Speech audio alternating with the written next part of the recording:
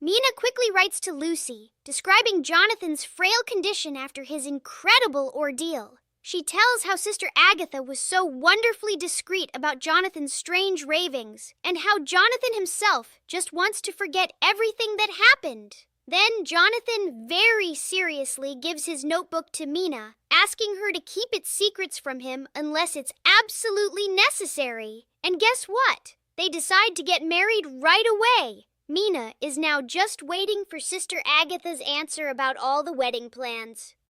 Mina's heart simply overflowed with happiness as she married Jonathan. Their special wedding took place right in his hospital room, with the kind sisters there to witness it all. For a wedding gift, she carefully wrapped Jonathan's mysterious notebook, sealing it with her very own wedding ring.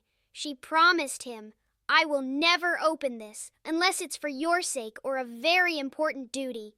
Even though Jonathan was still getting better, he told his new wife how much he loved her with all his heart. And Mina, she just felt the deepest, most wonderful happiness imaginable. Lucy sent a wonderful letter to Mina, absolutely brimming with happiness and news of her much improved health in Whitby. She shared that she had stopped sleepwalking and was having the most amazing time with Arthur Holmwood, loving him more than ever. Even her mother was feeling brighter, and guess what? Lucy's wedding to Arthur was set for September 28th. She simply could not wait for Mina to return. Dr. Seward couldn't help but notice how incredibly interesting Renfield's case was becoming. After a whole week of being so incredibly violent, Renfield suddenly grew quiet as the moon began to rise, softly murmuring, "Now I can wait." Seward watched him closely, discovering a pleading softness in Renfield's eyes, and quickly ordered his straight waistcoat removed. Renfield, with a tiny hint of humor, even mentioned how different he felt from the attendants. But Dr. Seward still struggled to understand his patient's deeper thoughts, because Renfield simply wouldn't speak another word. Renfield kept up his strange routine, wild and violent by day but super quiet at moonrise, which made Dr. Seward decide to plan an experiment. So Dr. Seward actually let Renfield escape, hoping to watch his every move. Renfield was so clever, he slipped right past an attendant and zoomed off to the spooky, deserted house, pressing himself against the old chapel door. But just as attendants grabbed him, a huge bat flew silently across the moonlit sky, and Renfield suddenly became totally calm, agreeing to go back without a fuss. Dr. Seward, though, found something really creepy about his patient's sudden quietness, feeling it was truly ominous. Lucy starts a brand new diary, just like her friend Mina. But oh dear, she writes about such deep unhappiness and strange, vague fears, reminding her of those unsettling days in Whitby. She feels so weak and worn out, and poor Arthur is just heartbroken to see how she looks. Then, the very next night, more bad dreams creep in. Lucy wakes up feeling terribly weak, looking so ghastly pale, with a sore throat and finding it hard to breathe. She tries her best to hide how awful she feels from her own mother, who isn't well either, and wonders if she can just sleep in her mother's room. Oh my goodness! Arthur sends a letter to Dr. Seward, just bursting with worry about Lucy. He explains that even though she has no particular illness, she looks absolutely awful and seems to fade a little more each day. Arthur also shares a secret. Lucy's mother, Mrs. Westenra, has a very serious heart problem, and Lucy doesn't even know. So, Arthur begs his good friend, Dr. Seward, to please come visit Lucy at Hillingham for a special private talk, arranging for them to meet quietly after lunch. And then, Arthur quickly sends a telegram to Dr. Seward. He has to rush off because his father's condition has gotten much, much worse, and he's been summoned to his side. But even with that huge family emergency, Arthur still makes sure to ask Dr. Seward for a full letter about Lucy's health and to send a wire if anything urgent happens. Wow, his concern for Lucy is just so strong. Dr. Seward sent a letter to Arthur, sharing all about his visit with Lucy. He saw her looking so bright and cheerful with her mother, but then, poof, All that happiness just vanished the moment they were alone.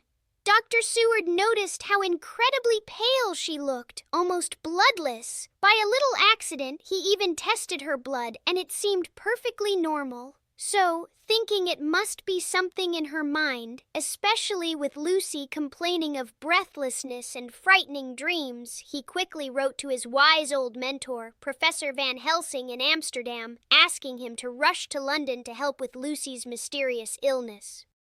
Professor Van Helsing quickly replied to Dr. Seward's letter, excitedly announcing he was already on his way to London. He felt such a deep, wonderful loyalty to Dr. Seward, remembering how Dr. Seward had once saved him and promised to help anyone Dr. Seward held dear with all his heart. Van Helsing requested rooms at the Great Eastern Hotel and asked to see the young lady, Lucy, as soon as humanly possible, even though he might have to rush back to Amsterdam very quickly. Dr. Seward shared some news with Arthur. Professor Van Helsing had just been to see Lucy. Clever Lucy had made sure her mother was out, so they could examine her all by themselves. Professor Van Helsing gave her a super careful checkup, and even though he didn't say much about what he thought, he looked really, really worried, making it clear things were serious. But Dr. Seward said Lucy seemed much brighter during the visit. And Professor Van Helsing was so kind and friendly that he helped her relax before gently bringing the talk back to her health.